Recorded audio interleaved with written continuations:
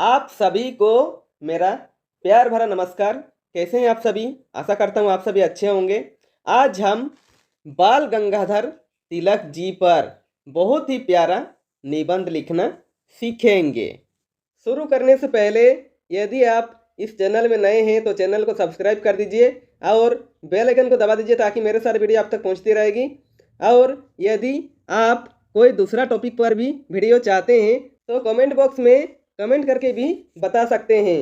तो चलिए शुरू करते हैं। तो सबसे पहले हेडिंग देंगे बाल गंगाधर तिलक। तो लिखेंगे बाल गंगाधर तिलक का जन्म 23 जुलाई 1856 को रत्नागिरी महाराष्ट्र में हुआ था। इनके पिता गंगाधर रामचंद्र तिलक संस्कृत के विद्वान और एक लोकप्रिय शिक्षक थे। उनकी माता का नाम पार्वती बाई गंगाधर था। बाल गंगाधर तिलक जी जब 10 वर्ष के थे तो इनके पिता का स्थानांतरण रत्नागिरी से पुणे हो गया। पुणे में इन्होंने एंग्लो वर्नाक्यूलर स्कूल में दाखिला लेकर वहाँ के नामचीन शिक्षकों से शिक्षा प्राप्त करने का अवसर प्राप्त हुआ। पुणे आने के पश्चात तिलक जी के माँ का निधन हुआ और जब ये 16 वर्ष के हुए तो उनकी पिता की भी मृत्यु हो गई। इनका विवाह 1871 में तपीबाई से हुआ था, जिनका नाम शादी के बाद सत्यभामा हो गया। मैट्रिक की परीक्षा उत्तीर्ण के पश्चात इन्होंने डेक्कन कॉलेज में दाखिला प्राप्त कर लिया।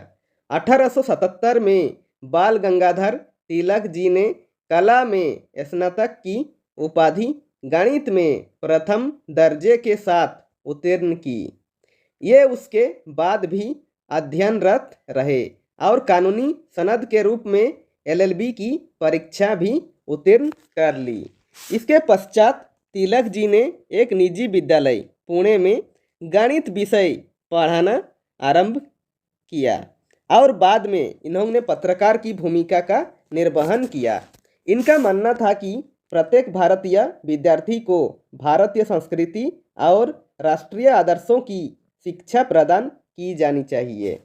अपने सहपाठी रहे आगरकर और महान समाज सुधारक विष्णु शास्त्री चिपलूणकर के साथ मिलकर तिलक जी ने डेक्कन एजुकेशन सोसाइटी की स्थापना की ताकि युवाओं को उच्च संस्कारों से शिक्षित किया जाए।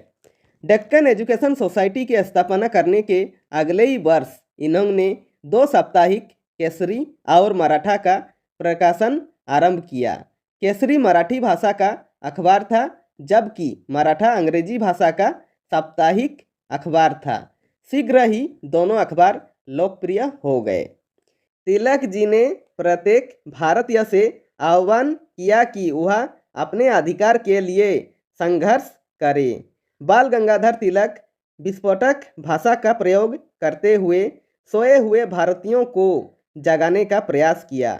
1890 में बाल गंगाधर तिलक जी भारतीय राष्ट्रीय कांग्रेस के साथ भी जुड़ गए। तिलक जी महान सुधारक भी थे। इन्होंने लोगों को समझाने का प्रयास किया कि बाल विवाह को बंद कर दें और विधवा पुनर्विवाह को प्रोत्साहन दें।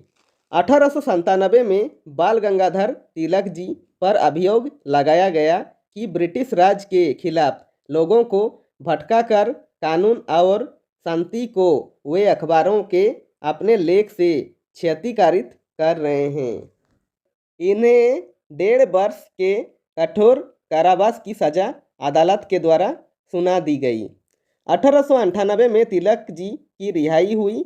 अपनी रिहाई के पश्चात तिलक जी ने स्वदेशी आंदोलन चलाया।